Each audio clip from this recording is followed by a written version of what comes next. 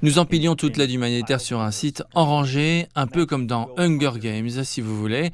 Au moment de la distribution, l'armée israélienne libérait la foule et les Palestiniens se pressaient vers le site. Cela se transformait alors en une course effrénée pour obtenir l'aide. Cela créait beaucoup de chaos, beaucoup de mouvements. Imaginez une foule immense, des milliers de personnes se déplaçant dans une zone, arrivant à un point très étroit sur un site entouré de talus et de barbelés.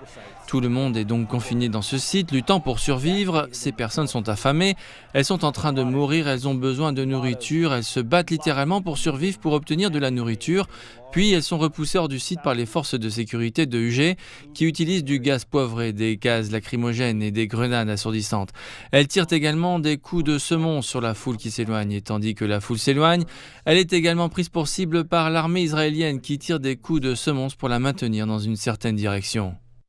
Anthony Aguilar est un ancien officier des forces spéciales américaines. Il dit vouloir sensibiliser les Américains sur ce qui se passe avec la distribution de l'aide à Gaza. UG Solutions nie tous méfaits et affirme qu'Aguilar est un ancien employé mécontent qui a été licencié pour mauvaise performance. Les organisations humanitaires soulignent que les mesures prises par Israël pour permettre l'acheminement de l'aide à Gaza sont loin d'être suffisantes. Selon l'ONU, plus d'1 millier de personnes ont été tuées depuis mai alors qu'elles tentaient d'accéder à l'aide humanitaire à Gaza.